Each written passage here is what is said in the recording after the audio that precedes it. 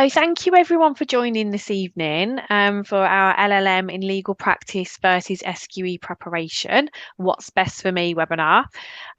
So we will be running through some information about our courses. If you do have any questions at all, feel free to pop them into the chat and we might be able to come to them throughout the session, but otherwise we'll certainly be able to take a look at those at the end. The session will be recorded and I'll be able to send that out to you.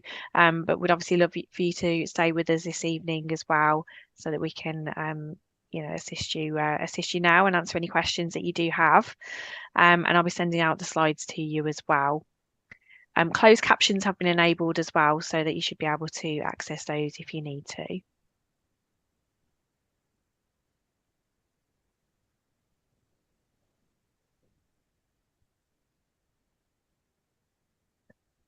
Lovely. So I'm Nicola. I'm the Student Recruitment Manager here at the College of Legal Practice.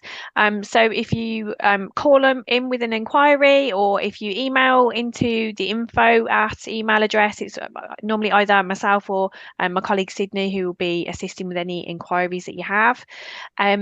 We've also got Gillian and Bradley joining us this evening. If you're okay to, Gillian, are you okay to introduce yourself quickly as well? Sure. Hello, it's good to have you all here, and hello to everyone who said hello in the chat as well. I'm Gillian Kelly. I am the current module leader for the Solicitor's Legal Knowledge module, which is part of our LLM course, and we'll talk you through as we're going through this session what the different modules involve and what the LLM looks like. But it's really nice to have you all here.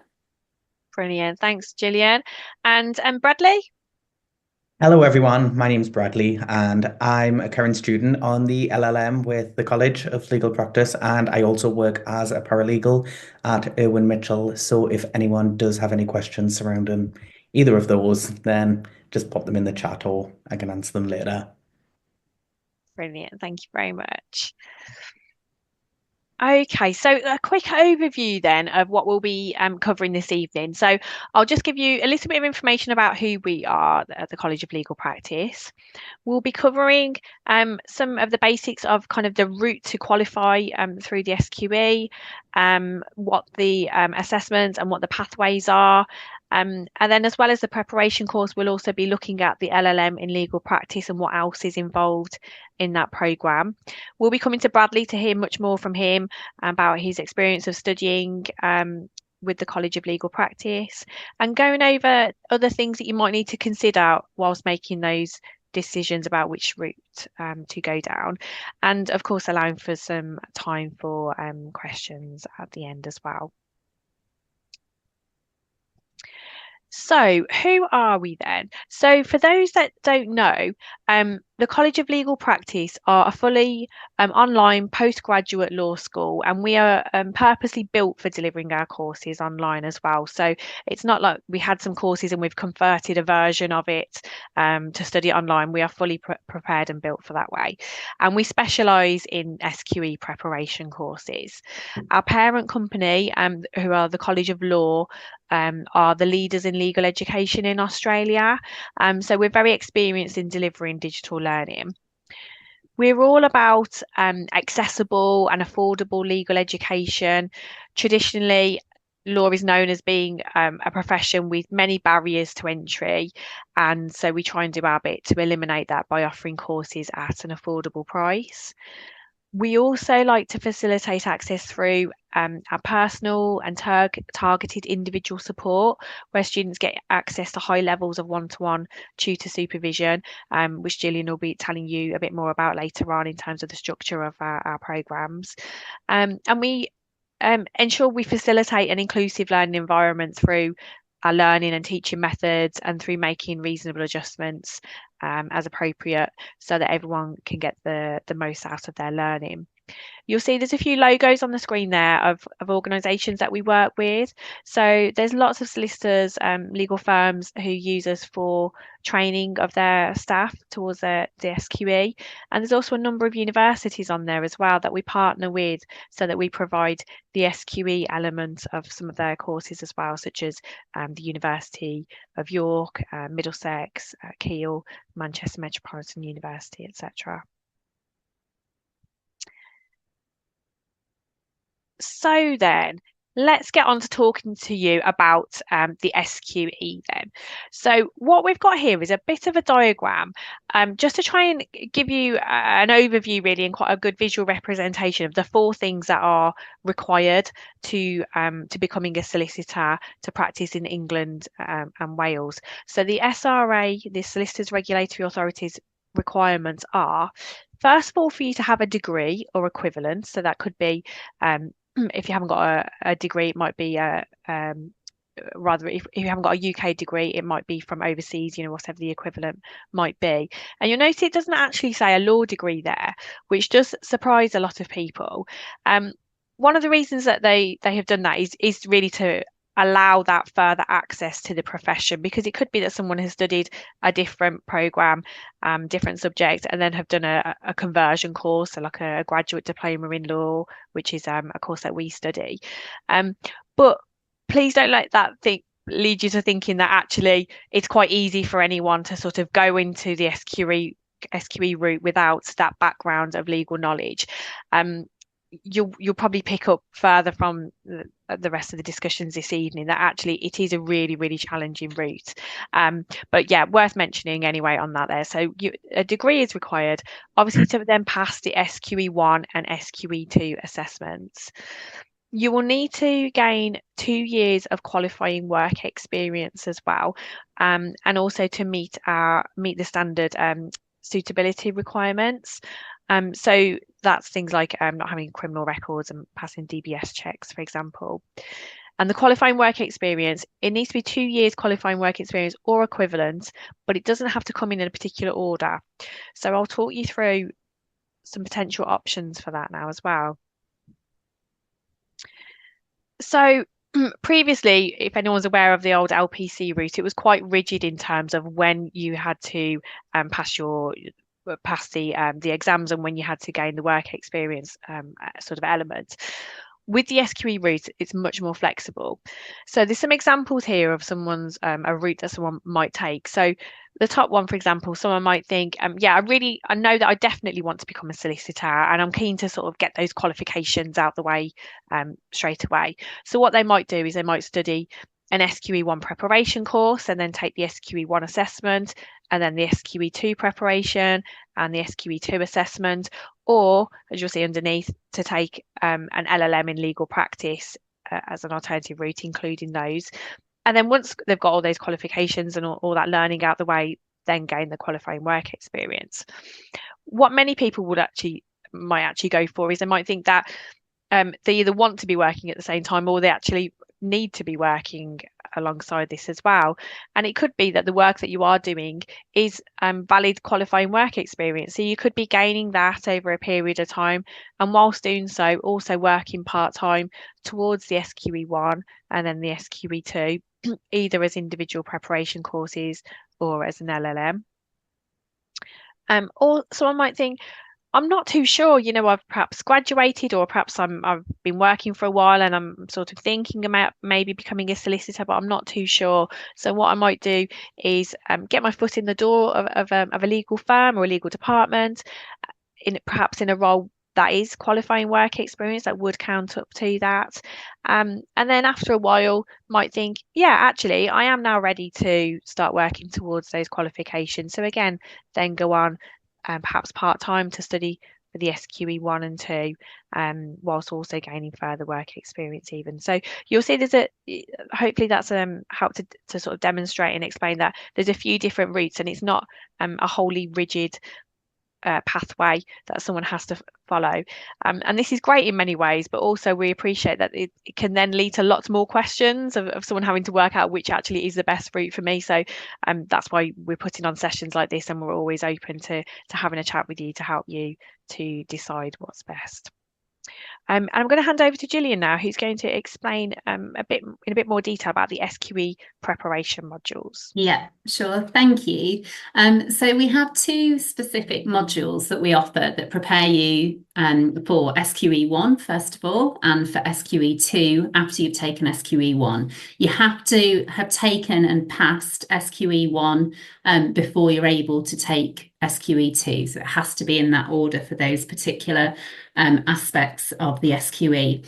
So our SQE1 prep course is wholly online and it's self-learning, but it's with support and with guidance from experienced legal practitioners, subject matter experts in the particular areas that make up SQE1, the practice areas that you need to know all about.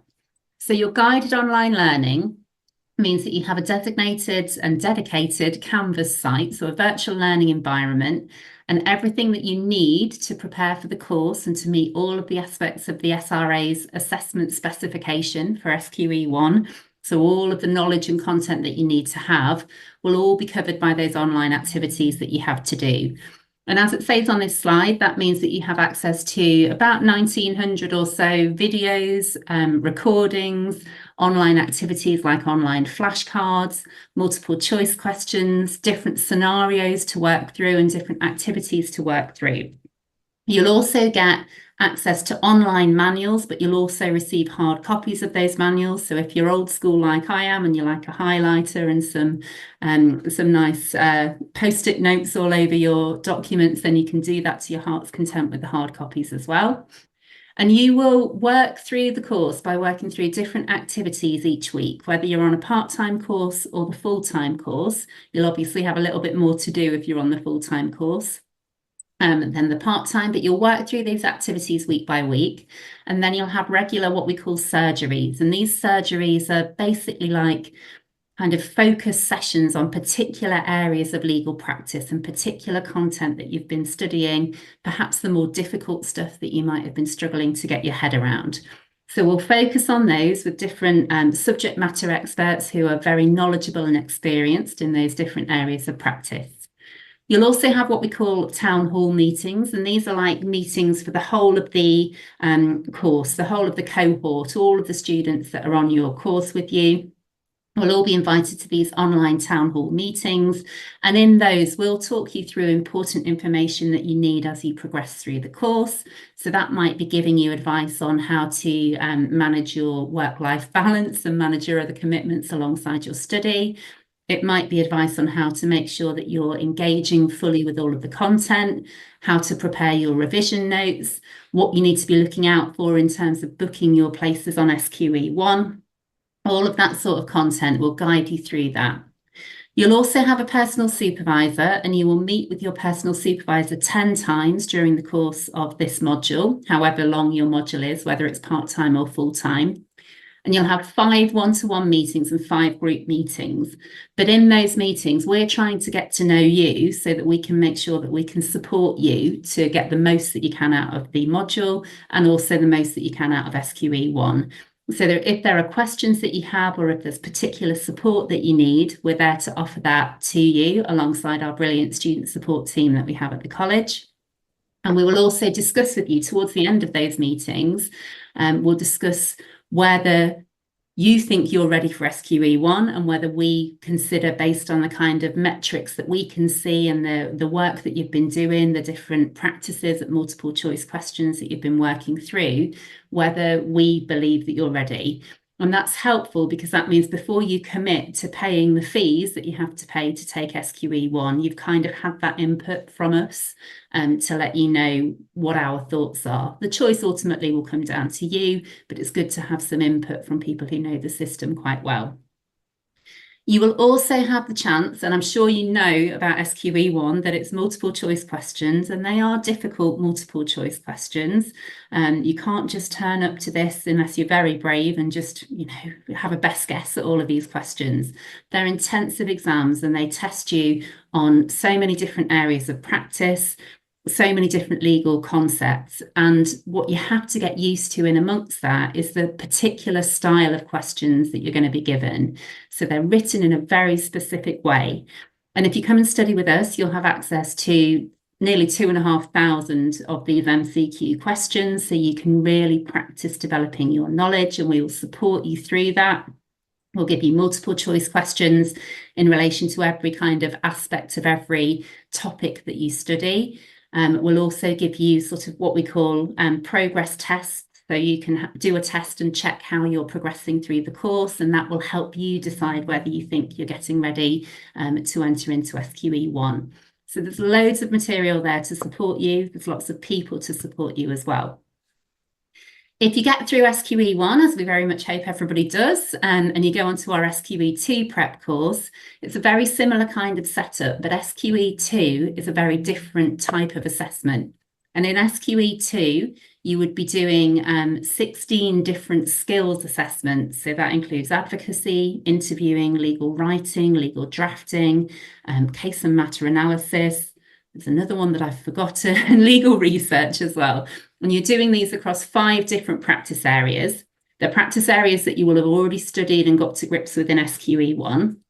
But then you have to prepare to use that knowledge in a completely different way to show the SRA that you have got all of these skills that you need to be a day one solicitor.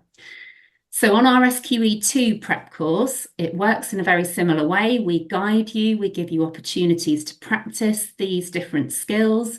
We give you opportunities to have a practice interview where you can actually do that on a screen and be talking to a member of staff who's playing your actor client.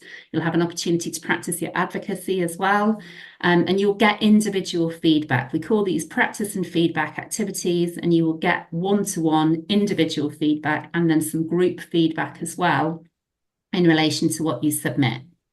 Again, you'll get a skills guide that you can look at and use alongside the manuals that you've used for your SQE1 prep course. So it's really putting that legal knowledge into this practical environment. You'll have the surgeries in the same way. And in those surgeries, we will focus on how that practice area relates to these particular skills and what sorts of things you might want to look out for different skills in different practice areas. Town halls in the same way. Not quite so many personal supervisions, but you'll still have 5 individual supervisions, 5 group and individual supervisions during the course of that module. And you'll have those discussions as well with your personal supervisor about whether you're ready for SQE2. And you'll be able to look back at all of your practice and feedback activities and all of the scores that you've got and have discussions to make sure that when you enter that assessment, you are ready to take that assessment and do your best. Okay. I think that's all I have on that slide. So we're going to think a little bit more now about what the LLM in legal practice involves. So if I could have the next slide as well. Thank you. So the LLM in legal practice is a master's level qualification, as any LLM would be. What that means is that you get 180 credits at level 7. These are all of the kind of levels of academia, and level 7 is a master's level qualification. And 180 credits means that you will have LLM. You can put those 3 letters after your name as well as your BA or your LLB, whatever else you've got. With our master's degree, you have 2 choices. You can either do this as a 1-year full-time course, and that would mean that you're doing the full-time SQE1 prep course, and then you're having a little break in case you want to sit SQE1, and then you're doing other modules kind of straight away over the course of a 12-month period. Or you can do it as a 2-year part-time programme, and that means that you can spread your time a little bit. And as Nicola said, you can be working alongside doing your studies if that's what suits you. So when you do the LLM, you have your first core module, which is the SQE1 prep course that I've just been talking you through, preparing for those multiple choice assessments in SQE1. You'll then do one of your elective modules. So you have a list of elective modules here, and during the course of the LLM, whether it's part-time or full-time, you choose 2 of those modules. So you would take one of those modules at a time, and then you would go into doing your SQE2 prep course, which I've just talked you through, another elective module, and then you will also have what we call our capstone, and that's essentially a legal research project where you would be supported, one-to-one support from a supervisor. You do that project on an area that's of interest to you, and it's always easier to research something that you're really interested in. And it's essentially a dissertation, and that makes up the kind of core of your LLM. So with these elective modules, you will have the choice to decide what you want to do. We've got a wide selection here, as you can see, covering things that are very commercial and very corporate, down to things that perhaps might fit into lots of different sizes of law firms. So family law, for example, personal injury, for example. And we also have a module that's dedicated to you developing the sort of soft skills, the people skills and the business skills that you need to succeed in legal practice as well. So lots of options to meet your interests there. And the next slide, please. And if you do have any questions as I'm going through, please do ask them. Okay. So there is a lot of information on this slide, but I'm going to talk you through it as best I can. I think I've kind of covered this a little bit already. So you always start, whether you're full-time or part-time, with your SQE1 prep course. And our SQE1 prep courses are always timed to finish a month before the SQE1 assessments take place. So when you start your LLM with us, whether it's full or part-time, your first module, your SQE1 prep module, will finish in either June or in December, to mean that you can, if you want to, sit SQE1 in July or in January, which are the two sit periods at the moment that the SRA offer. We will make sure that you have time to do some revision between finishing our course and doing the SQE1 if you want to do it straight away. There's some support that we provide for your revision as well, some additional materials and sessions and things like that. If you don't want to take SQE1 straight away, that's absolutely fine. You don't have to. You can choose to kind of defer it to the next sit period, but you would then just carry on with your LLM as normal. So you'd move on to the first transactional module, as I have mentioned. On the full-time LLM, you'd then go on to the second transactional module before then doing your prep course for SQE2. Slightly different order for the part-time LLM, but the same substance essentially. And you have a long period of time during your LLM to be working on your capstone project, essentially that dissertation that you have to do to complete the master's. We don't make you do that at the same time as your SQE1 prep course. I'm sure Bradley will agree that having anything else to do at the same time as doing your SQE1 prep course would be a bit of an overload. So we wait until things have calmed down a little bit. You're still going to be working hard, but you might find you've got a little bit of extra time on your hands to be working on your project when you've completed the SQE1 prep module. If there are any questions at all, because I'm conscious that I've rattled through that quite quickly, please do feel free to raise them either now or at the end of the session. It's very much up to you. Okay. Brilliant. Thanks, Gillian. That's really useful being able to hear a bit more about that. And yeah, if anyone has any questions, feel free to pop them into the chat. And there might be other things that you think of throughout the rest of our session today, and then we can help you with those answers. So we're going to move on then and have a chat to Bradley. Hello. So hi Bradley. So I'm sure we've got a few things to have a chat about. Some people have submitted some questions already, and some of those things I've thought were probably quite relevant to for you to answer and explain a bit more about your experience, really.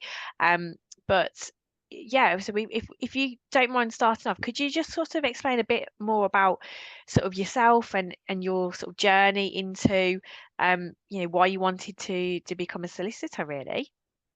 Yeah, so I'd wanted to become a solicitor even from being at school, but there was some sort of unforeseen circumstances that are a story for another day, which is why I didn't pursue it straight out of school. And it was during lockdown, and I was had a bit more time on my hands, couldn't really go anywhere like any of us. And then I'd started an online undergraduate degree with the Open Uni, which ended up lasting 4 years because I deferred a year. And throughout, I think it was second year of my undergrad, I'd managed to get a job as a legal secretary in a law firm, and I worked in conveyancing and family. And then I finished my degree last July and then enrolled straight on to the master's.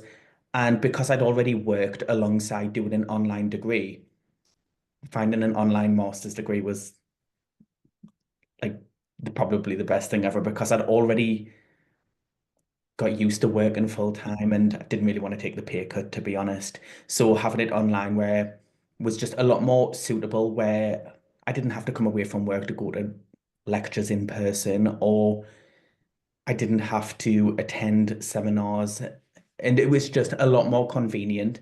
So now I am studying full time on the LLM whilst working full time as a paralegal, which I managed to secure that role. I think it was the start of third year.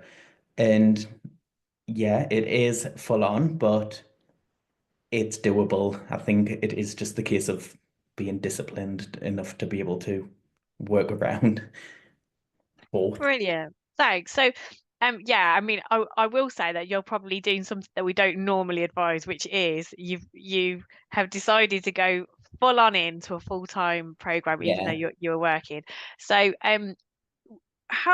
let's kind of explore that a bit then, because you've just completed your SQE1 preparation module first of all. Yeah. Realistically, how much sort of time during that module was you spending studying Bradley, just so that people can get an idea about it's all right you saying you've managing to do it, but I guess it'd be useful for people to hear what that commitment level was so they can think, okay, is that something that I could actually commit to, or whether the part-time option might be better for them. I think because I'd studied my undergraduate full-time online, I thought it was going to be similar when I started the SQE prep course, and I was wrong completely. So obviously I wasn't in lockdown anymore. I was in the office, I was working full-time, and with the SQE prep course, I think it works out where you study two subunits a day, Monday to Friday, which some are bigger than others, some areas are, it's just how they work out. And I was finishing work at 5 o'clock, working from home, swapping laptops, not even leaving my desk, and sometimes being sat there still till 10 o'clock on a night. And I mean, everyone has off days, so there was some nights where I just was reaching burnout pretty much. So, like Nicola said, I probably wouldn't advise it, but I'd already committed, so I just had to see it through. And so, because obviously sometimes it wasn't possible to get through all of the reading in one night, especially after a full day at work, it was spilling over onto weekends, which were fine. I sort of grew used to having to say no to social events and other activities, which I knew was part of it, and I had to do it if I wanted to pass the SQE. It was a given. But I think it is just about staying disciplined, and I knew that I probably could have changed to part-time, but it was 10 weeks. So I knew that by the time it was like obviously as exciting as it can be, starting a new course was exciting. So I was really into the swing of it for the first 3, 4 weeks until I'd realized how much I was actually having to do outside of a full-time job as well. So by the time I'd hit maybe it's like the week 5, then I'd realized that it is sort of a lot to do. And I think people underestimate how much there is actually to know. So when you've got to read about it all to prepare for these exams, it is a lot to take on. So the course itself is absolutely great. The information that you're given is great, but probably wouldn't recommend working full time around it. Fair enough, Bradley. Thank you. And yeah, you mentioned about sort of the level of like knowledge that you need to be able to pick up. And I mentioned earlier on that, the requirements are to have a degree, but not necessarily a law degree. Yeah. And I know we quite often get inquiries from people that haven't studied law, and I think are sort of saying, yeah, well, is it okay to just go straight onto SQE preparation course or an LLM? We have the graduate diploma in law as a conversion course that hopefully does sort Yeah. of fill that gap. But could you imagine going in yourself without having that kind of foundation level from your degree already, from your LLB?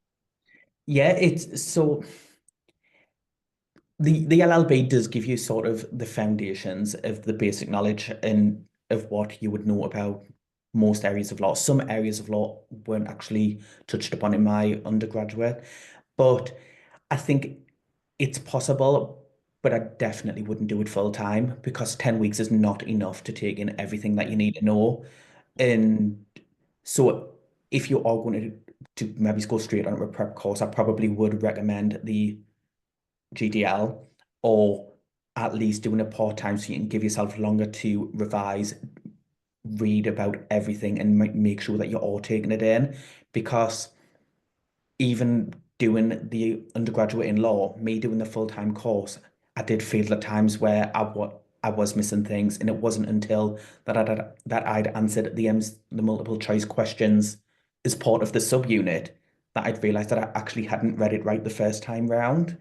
So I think it is possible, but leave yourself as much time as possible to get the reading in and do the revision because like use both Yeah. earlier. It's not, you can't go into that exam and wing it.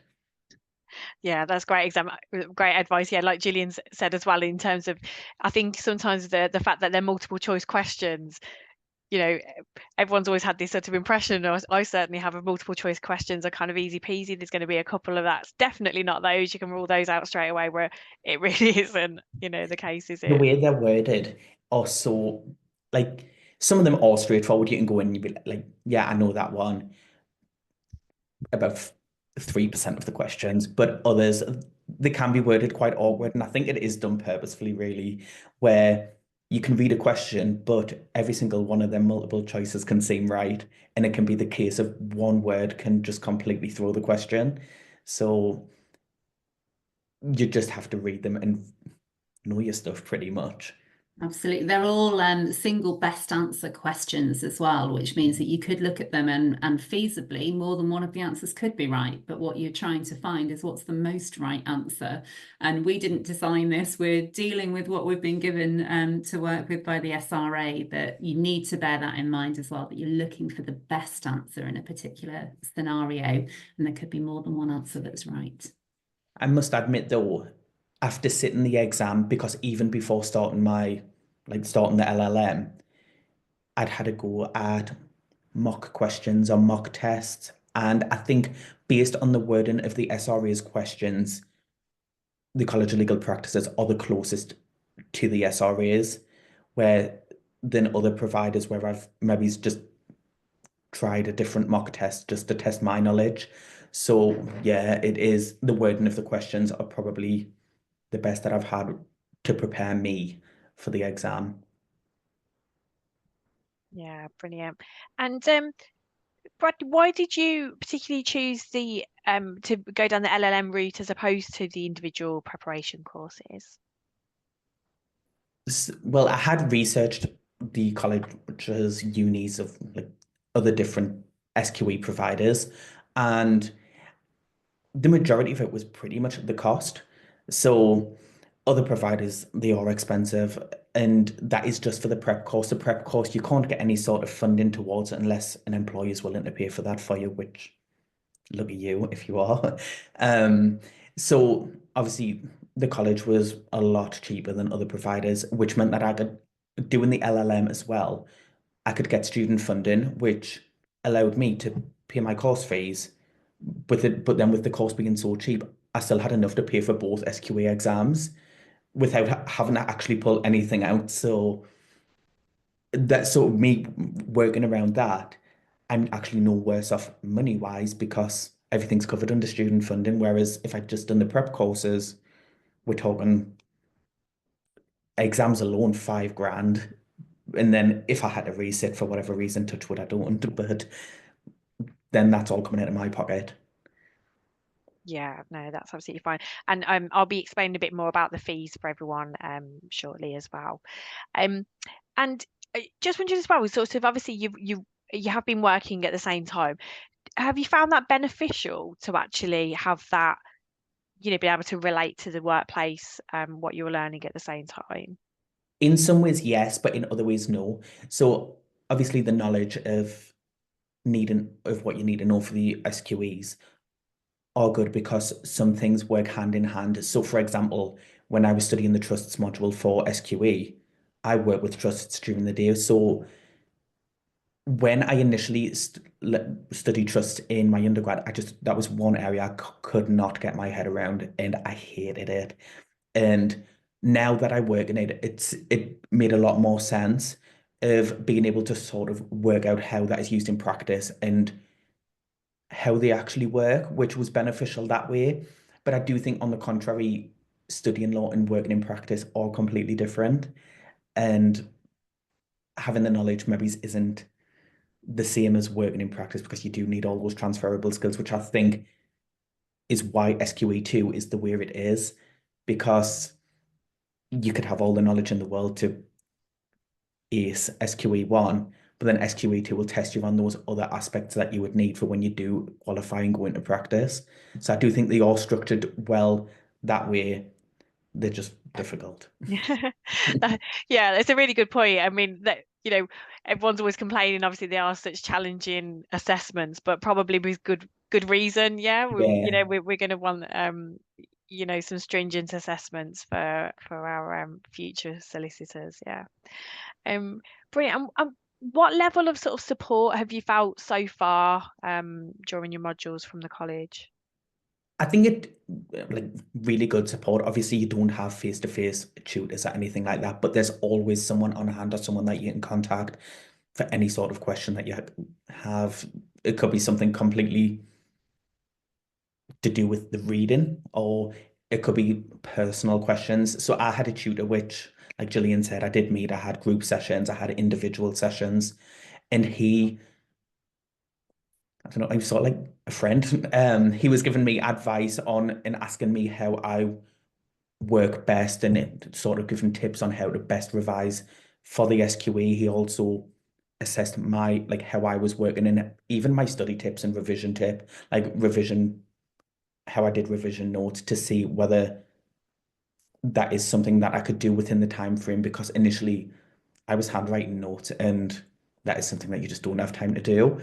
So obviously we worked together and he sort of advised on how better I could do that. And he, like Gillian said, he assessed whether he thought I was ready for the SQE and whether I was willing to go ahead and do that or whether I should wait. But he was happy, luckily, at the time, that for me to go ahead and sit the SQE. So like straight away. So let's hope it pays off next week. Brilliant. Yeah, so just to explain, Bradley is waiting for his SQE1 assessment results next week. So we're keeping our fingers crossed for you, Bradley, that all goes well. Um, Brilliant. We'll move on, but thank you so much for explaining about your experience so far. And I'm sure we're going to have some questions probably that's come through that'll be sort of we can put to you at the end as well, if that's okay. Lovely. Okay. So Nicola, is it okay yeah, if we just answer a few of the questions that have come through cool. straight Thanks, away Gillian, just for taking a now? look at Thank those. you. No worries. So there are a couple of questions in relation to, let me just find them. So a question in relation to whether you can just take one of the assessments, SQE1 or SQE2. You can't. If you want to practice as a solicitor in England and Wales, or England or Wales, whichever your preference may be, you have to have taken both SQE1 and SQE2 and passed them both. That's a requirement of the SRA, as Nicola had on the slide a little bit earlier on. You have to kind of put that jigsaw together. You have to have your degree or your equivalent, so a degree that's obtained from outside the jurisdiction, perhaps. You have to have your 2 years of qualifying work experience, and you have to have taken and passed both SQE1 and SQE2 before you are entitled to call yourself a solicitor and be admitted to the role of solicitors.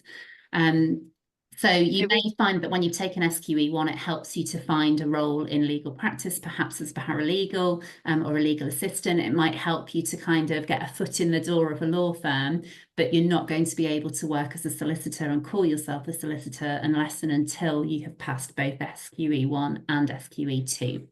I was just going to say, and the only exemptions there would be if someone perhaps has an equivalent Yeah, in terms of so if someone has studied the LPC before but yeah. hasn't been fully qualified that way, there is potential to have an exemption from the SQE1.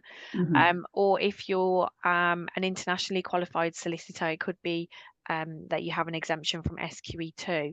That's something that for both of those options you would apply to the SRA for those exemptions. That's right, isn't it, Gillian? Yeah, To that's get right. that Yeah, get that exemption in place. yeah. So there's no way of opting out No, unless you have that equivalence that yeah, they absolutely. they will recognise.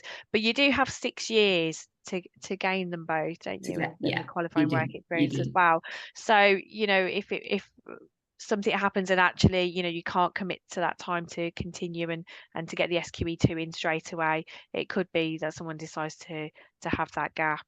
Yeah, But you may then need to revise back over that initial your SQE1 knowledge as well. absolutely. There was a question from Keris as well about the workload for SQE prep full time. I think Bradley's covered that quite well, but please feel free to raise that again if you want to towards the end of the session.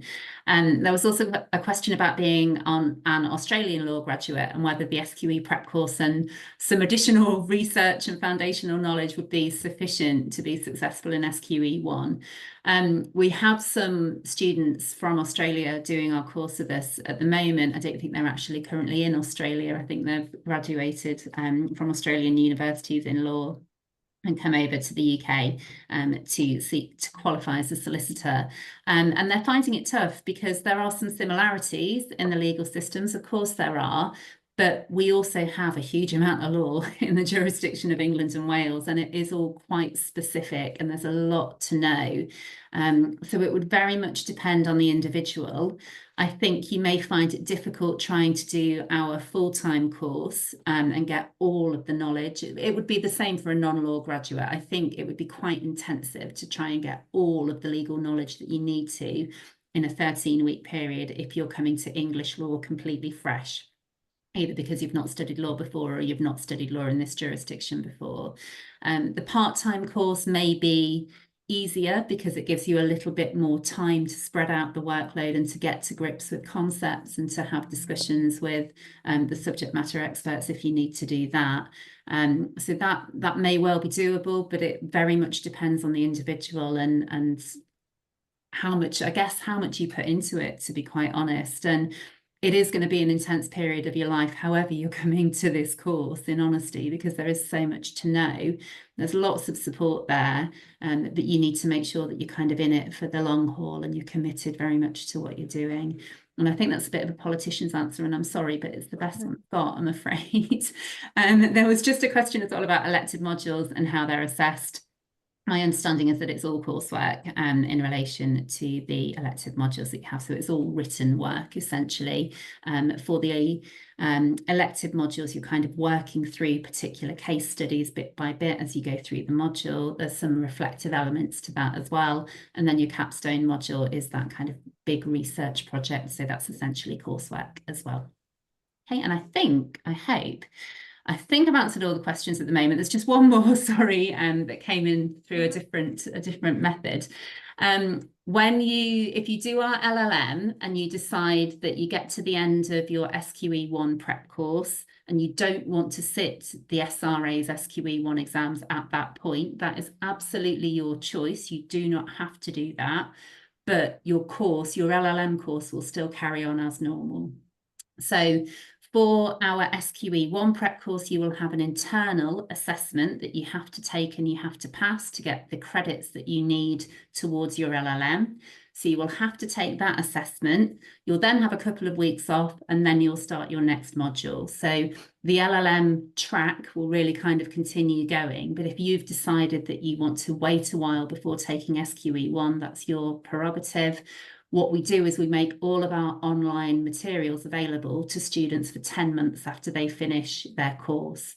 So if you've decided not to take SQE1 straight away, that's fine. You will still be able to access all of the online materials, all of the practice questions, the MCQs that are available for 10 months after you finish the course.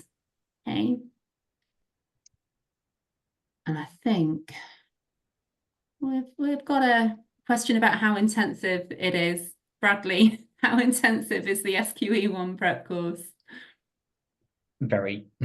It is. It's full on, and it's a lot of reading, which might not sound as bad, but once you are doing it, once you are actually reading it, like Gillian said, you do get hard copies, and my reading with 3 lever arch files, double-sided paper to cover all modules of the SQE1, which you've got, if you do full time, you get through in 10 weeks as part of the LLM, I think it was. So a lot. It is pretty intensive. So if you are working at it, you would have to be really disciplined or put in the time, pretty much. Yeah. Brilliant. Thanks, Bradley. Okay, I'll just move on and just cover off some other aspects as well that might answer some other questions. So from what we've kind of to round off what we've sort of discussed already, there's a few things to consider when deciding whether to go down the route of the LLM or for the SQE prep. So as you've seen, an LLM, a master's, is not a requirement to become a solicitor, but there are reasons to choose it, such as having those extra modules and being able to gain that higher level of qualification, as well as a funding aspect as well.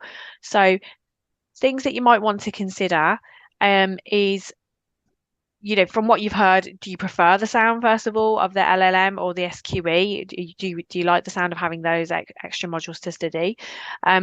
Realistically, could you study full time, or would a part-time option be better for you? How much time could you commit to your studying as well? So, I mean, really on the full-time courses, we tend to suggest around 30 to 35 hours of study time per week. So, obviously, if you are working as well, factor that in. The part-time ones are probably more like 15 to 20 hours a week for our 20-week SQE courses. We also have a longer 40-week one, which is more like 8 to 10 hours of study time per week. The rigid or flexible learning options. So we would say that, as you remember that diagram that Gillian talked through of the LLM, we'd say that was quite a rigid structure, because you've got that SQE1 prep course and you've got those transactional modules and the SQE2, all of those fitted in. And like Gillian explained, although you don't actually have to sit that external SRA assessment at that particular time, it's fine if you don't do it, but the rest of the modules will continue, so you are tied into that sort of quite rigid program there. Whereas if you decide to take the individual SQE1 and 2 preparation courses, there's a lot more flexibility. You can decide when you're starting the first one, decide whether that's on our 13, 20 or 40-week one, then take your assessment when you're ready to do so, and then decide the method of taking the SQE2 later. It could be that you study that one on a full-time basis and the next one on a part-time basis, or vice versa, so you've got some more options there. There's the option to be able to spread the costs out across the year. I'll explain to you more about sort of the breakdown of fees in a moment, but if you're taking a longer course, obviously you've got longer to pay those fees. And you might need to bear in mind the timing of the SQE assessments. Sometimes people may have secured a position with a firm and they say, great, we'll wait for you, but we want you to have passed, the assessments by this point, for example. So there's those sorts of things that you might want to be factoring in as well. So if I talk to you about the sort of costs and funding then, if you was to go down the route of the standalone SQE1 and SQE2 preparation courses, our current fees for the SQE1 is 2,200 and 2,700 for the SQE2. And then you've got those fees that you would pay to the SRA for the SQE1 and the SQE2 as actual assessments. So they're currently 1,888 and 2,902. So if you look at taking those individual courses and those assessment, that comes to £9,690. There isn't any government loan funding for student loans. So realistically, unless you have an opportunity with a firm that will pay for you to take those, then it would be down to someone to individually fund. We do sometimes have some scholarship opportunities. They're more generally for the autumn terms, but it is just a small handful each year as well that we offer. But as I mentioned, you have that flexibility of taking the individual preparation courses separately. So it could be that you have to self-fund SQE1, but by the time you get into SQE2, you've been fortunate enough to find a firm that are willing to support you financially for the SQE2. So that is always a possibility there as well. The LLM, as sort of Bradley mentioned, the reason, one of the reasons sort of he was swayed by it in particular was that option of having the postgraduate loan to be able to fund it. So the fees for the LLM is currently £7,245. The SQE assessment fees are obviously still the same because that's just the set fees through the SRA. So that would then currently come to £12,035. So if you was to take out the full postgraduate loan, that would cover our LLM fees, as well as the fees for taking and sitting the SQE as well. So that's why it's always quite appealing, I think, for people.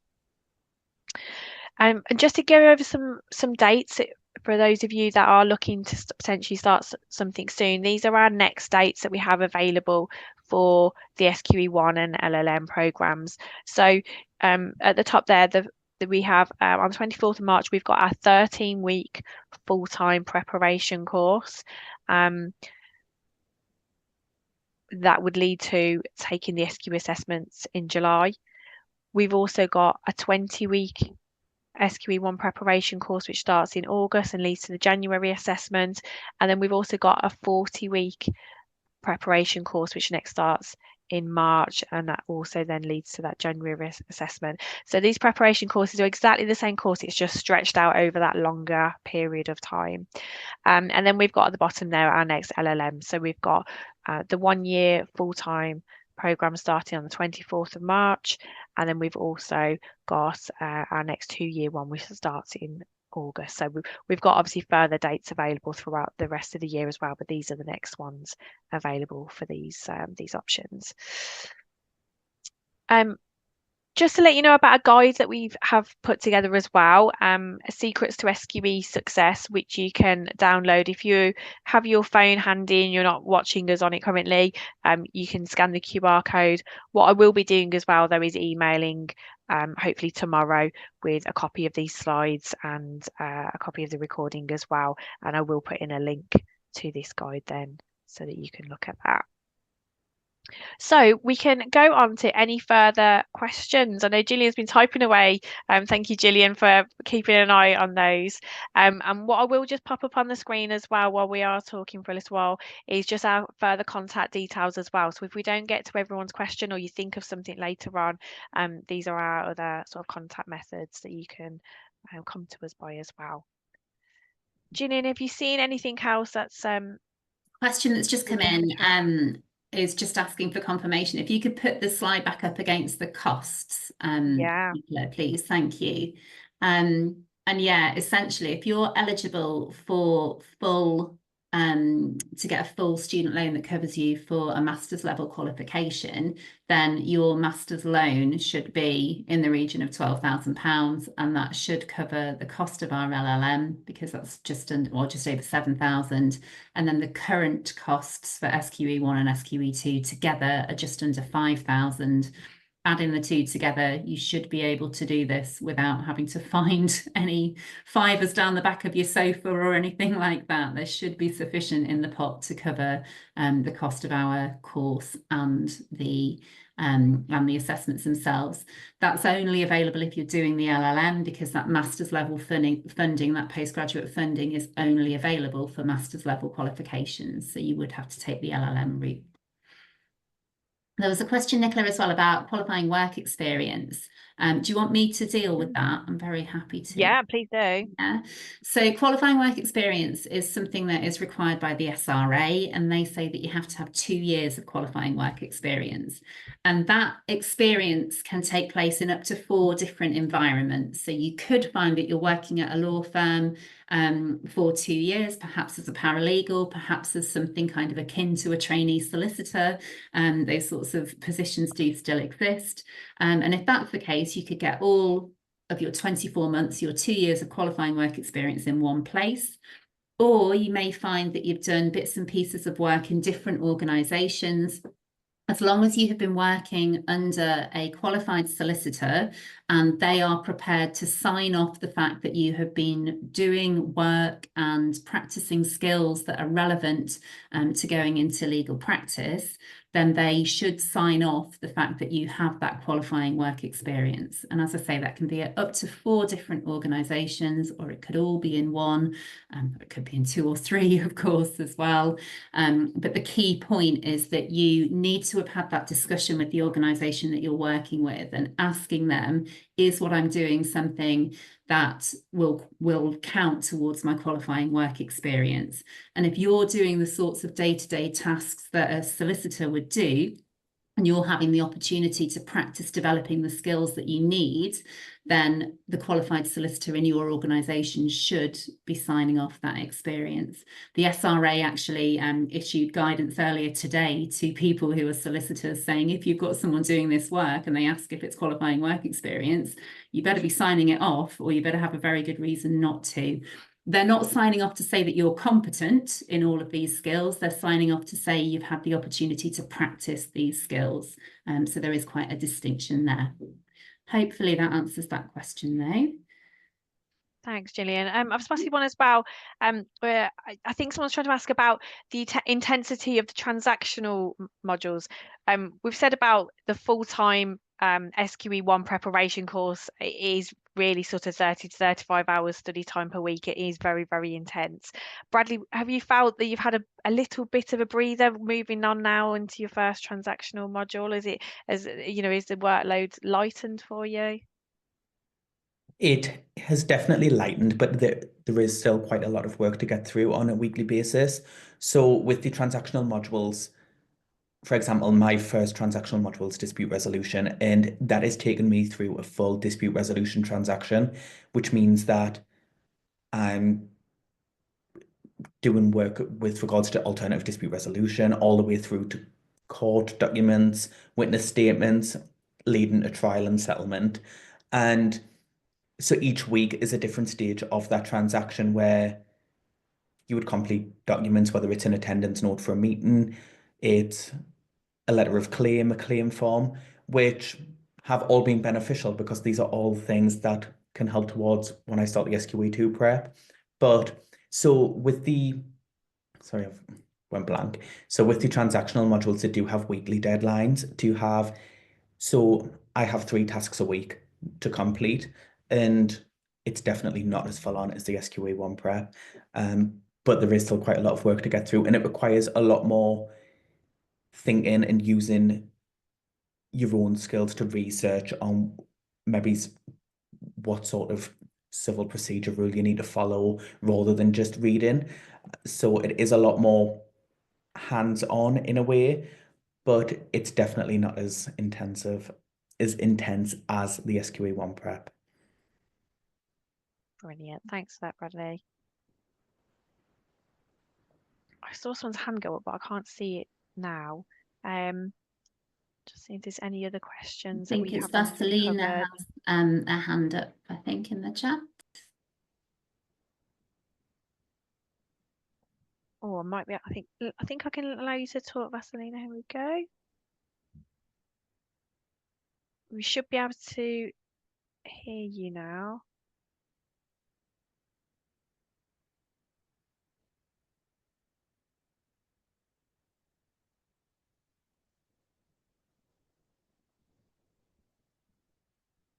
I think you might need to unmute yourself because I've unmuted you.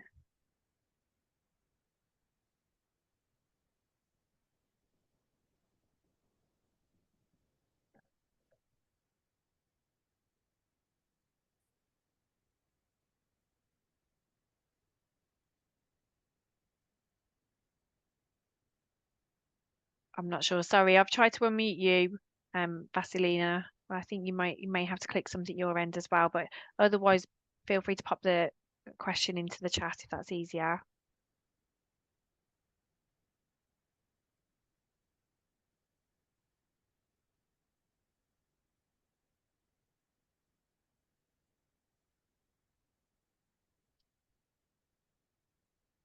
Okay, is there any other questions? That's last questions. There was one more question actually from Keris, which is whether a overseas qualified lawyer can only apply for an exemption to SQE2. I believe that is still the case, and I'm just going to pop in the chat for you the link to the page that talks about this. So there's a specific section on there about SQE2, and the fact that you'll need to either pass it or apply for an exemption, and there's a check now button that will let you check on your own circumstances whether you're eligible to apply for Thanks, exemption. Gillian. Yeah, and obviously that's because the SQE1 is solely focused on the solicitor's legal knowledge, whereas the SQE2 is focused on the skills. So they're assuming that you've got those, skills and abilities that are transferable and you've proved already, but not necessarily that knowledge of UK, or I should say England, the laws in England and Wales.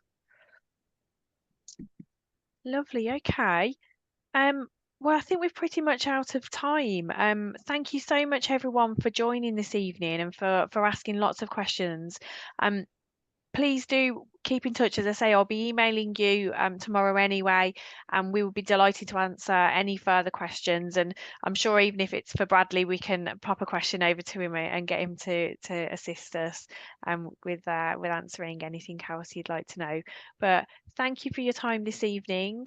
And yeah, enjoy the rest of your evening. Hey, Carol, thank you for the questions. Thanks, everyone. Bye. Okay, thank you.